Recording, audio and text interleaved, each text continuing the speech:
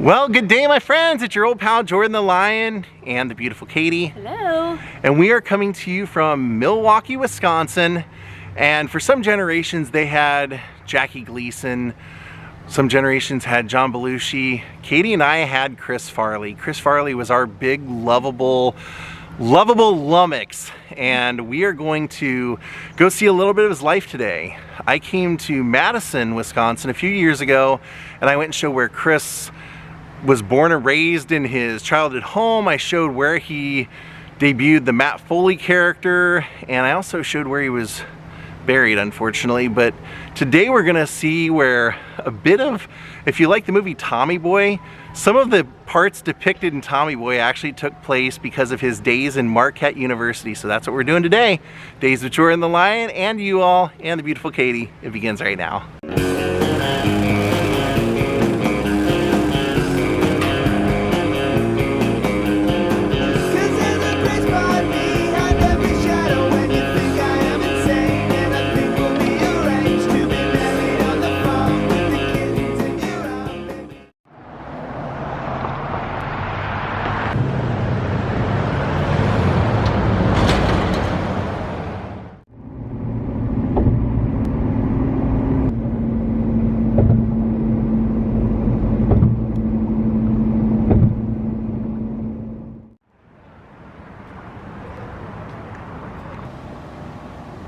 So Chris Farley, like I said, grew up in Madison, Wisconsin, and his comedy upbringing was basically Caddyshack, things like that. He said that he and his brothers and sister all had a television their dad got him, and they all would watch, they would tape movies, these classic Caddyshack type movies, and would watch them and rehearse all the lines, and then at dinner it was a competition to see who could make their dad laugh. So they said that basically Chris was always the funniest, and Chris for the rest of his life would always try and do everything he could to make his dad laugh. And so growing up, he was just your normal class clown. Well, maybe not your normal class clown, because he did get in trouble while he was in high school for exposing himself on a dare in keyboarding class, because some of his friends told him that they thought that he should unzip his pants and work the keyboard of his computer that way in the class, and he got in trouble for that. But he was just always a crazy guy, always making people laugh. And when he was in high school, he was, excelled as a football player, which is why he could be so physical. I mean, he was unlike any other comedian I could remember, because he could do cartwheels and he could throw himself through things, and he was very physically, a very physical comedian. And so through high school, he was a star football player, but when he went to Marquette, they actually didn't have a football team. So he ended up, once he moved here, started playing rugby.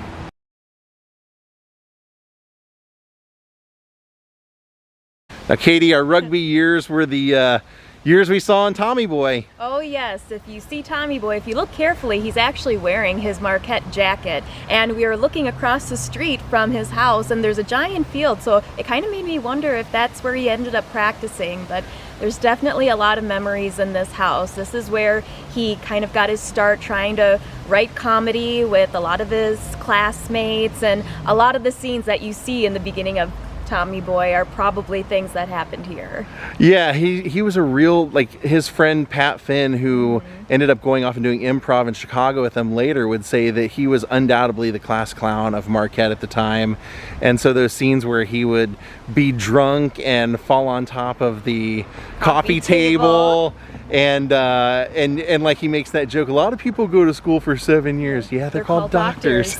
But yeah, in the movie, he actually wore the shirt from his rugby team, that striped shirt. That's what you see him when he's doing his speech, when he's graduating, say, we're gonna go out and show this world a thing or two.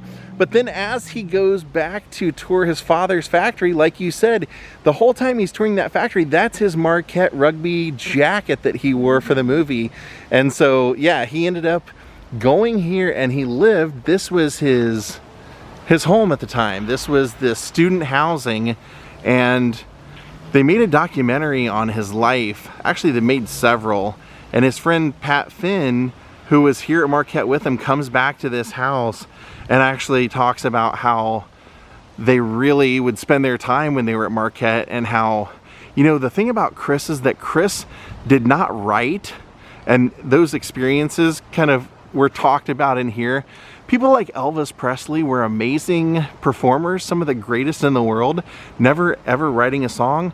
Chris did not really write any of his bits because he was so naturally funny that anything he did was funny, so people could write things that weren't really that funny and he would make them funny. So his friend Pat comes back here in the documentary, and he actually knocks on the door right up here, and it looks like at the time that he came back here, and it probably is now, it's kind of like a frat house. You can kind of tell by some of the things going on out here. But he ends up going upstairs and he shows Chris's bedroom when Chris lived here. And he said it was crazy because he said our senior year we decided we really wanted to do something comedy related, and so I told him, hey, we got to write something, we got to start taking this seriously. And so he said we sat down to write something, and Chris says, well, maybe we can write about airplane food, that's funny. He's like, yeah, we'll write something. He said they kind of brainstormed a little bit, and as he was telling the story, I immediately thought of that episode of Seinfeld where they're trying to write Jerry's pilot, and him and George never can come up with an idea. So he says all of a sudden Chris pulls open the top drawer in his desk and he's got juice, pulls open the middle drawer, he's got liquor, and in the bottom drawer he's got ice, and he starts making a drink, and he's like, hey, try a Grey Goose, these things are pretty good. And he said we got drunk on a couple of those, went to a bar, drank the rest of the night, and the next day we looked at our piece of paper and it still said airplane food.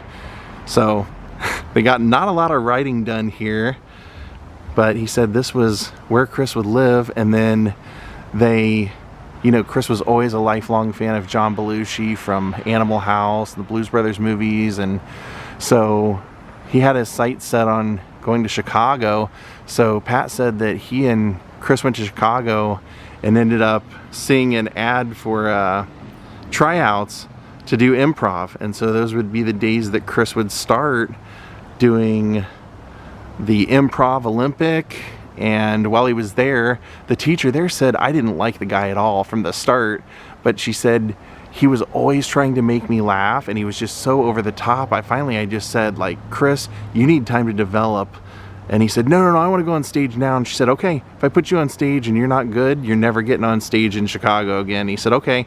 So he just ran right up on stage and made everybody laugh. And she said she ended up having Del Close, who was the man who was kind of the godfather of improv and everything at the time. And he was the one that basically Bill Murray, Dan Aykroyd, Brian Doyle Murray, John Belushi, all those people studied with at Second City. Del came and saw Chris and said, yep, he's the next Belushi. So Chris went on to basically mimic that life. He became a star at Second City, of course, became a star at Saturday Night Live. And I think the best part about him was not the movies that he starred in. I think that's amazing that, you know, Tommy Boy, Black Sheep, all that stuff. But I'm always reminded, and Katie and I laugh about this all the time, how good he was when he was a co-star.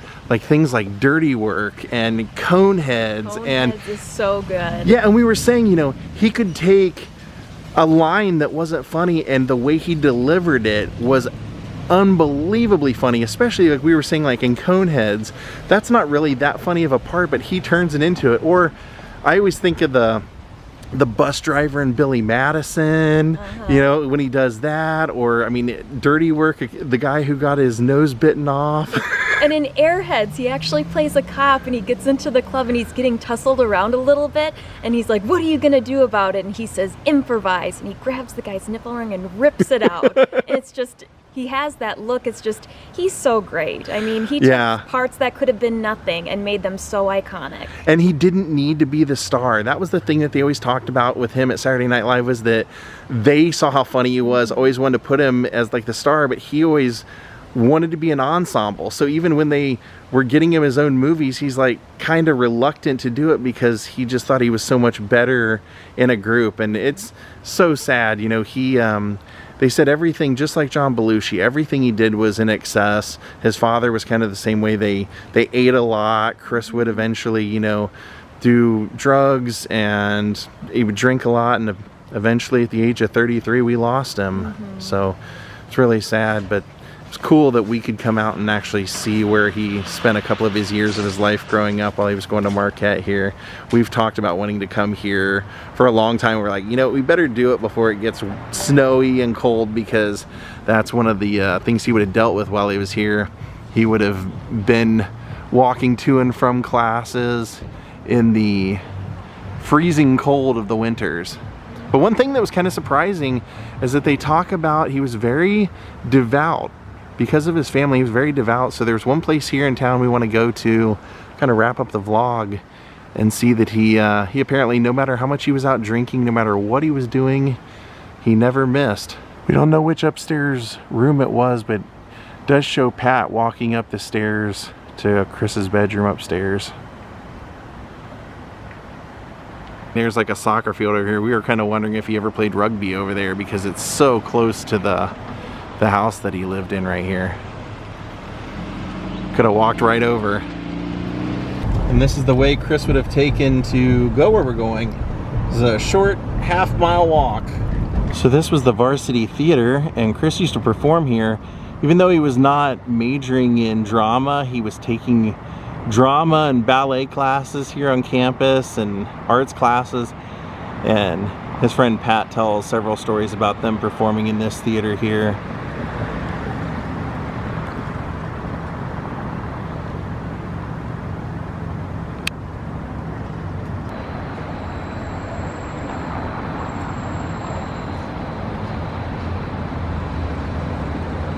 So this was the church of the Jesu, and this was where Chris used to attend Mass.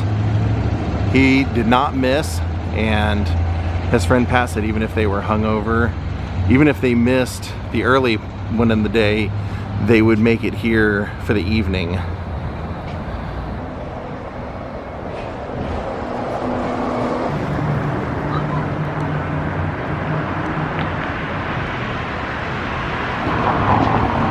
Well, honey, what do you think? Fun day of history, huh?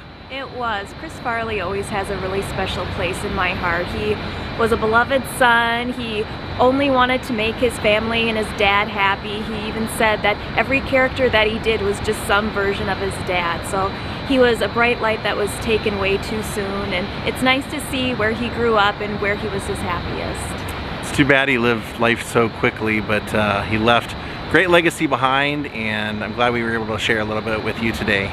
Thank you all for watching. We'll see you next time. Have a great night, and goodbye.